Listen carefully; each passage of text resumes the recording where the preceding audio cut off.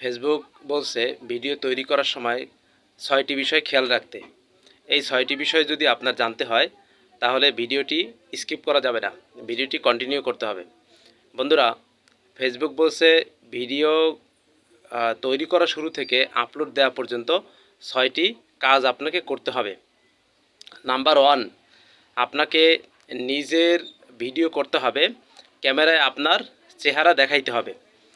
Number 2, ক্যামেরায় আপনার যে চেহারা করে বা আপনার ছবি করে যে আপনি ভিডিও করবেন তা আপনার চেহারার উপর লাইটিং থাকতে হবে। নাম্বার 3, আপনি ফেসবুকের টার্মস অ্যান্ড কন্ডিশন অনুযায়ী ভিডিও করবেন। নাম্বার 4, আপনাকে যে বিষয়ে ভিডিও করবেন ওই বিষয়ে 3 থেকে 4টা শব্দের ভিতরে আপনাকে টাইটেল দিতে হবে। নাম্বার 5, আপনাকে হ্যাশট্যাগ ব্যবহার করতে হবে। নাম্বার 6, আপনাকে অন্যের মিউজিক বা অন্যের যে কথাগুলো আছে বা সাউন্ড আছে এটা ব্যবহার মুক্ত রাখতে হবে।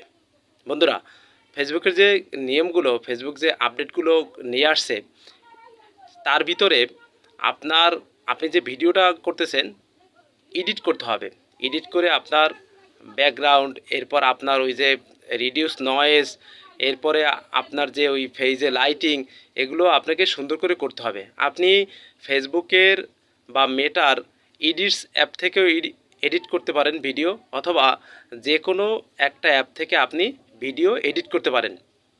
মেটা কিন্তু এটা বলে দিছে যে আপনার ভিডিও আপনি এডিট করবেন, এডিট করে আপনার সাউন্ডটা ক্লিয়ার করবেন, রিডিউস ব্যাকগ্রাউন্ড যে রিডিউস নয়েজ আছে নয়েজগুলো আপনাকে করতে হবে, মুছে ফেলতে হবে, এবং আপনার চেহারা লাইটিং রাখতে হবে, এবং আপনি যে কথাগুলো বলতেছেন সেটা যেন আপনাকে স্পষ্ট দেখা যায়, বোঝা যায়, এইভাবে আপনাকে থাকতে হবে।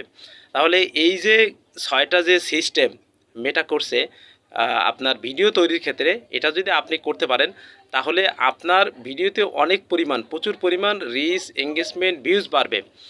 আর মেটা এই কারণেই করছে যাতে আপনার ভিডিওগুলো বেশি মানুষ দেখে, আর মেটার অ্যালগোরিদম বেশি মানুষের কাছে সাজেস্ট করতে পারে, এবং আপনার ভিডিওর ভিতরে এঙ্গেজমেন্ট বাড়ে, প্রচুর পরিমাণ এঙ্গেজমেন্ট বাড়ে, রিচ বাড়ে এবং ভিউজ বাড়ে। এই কারণেই কিন্তু ফেসবুকের এই সিস্টেম। তো বন্ধুরা, ভিডিওটি ভালো লাগলে অবশ্যই ভিডিওতে একটা লাইক, একটা গঠনমূলক কমেন্ট, একটা শেয়ার দিবেন।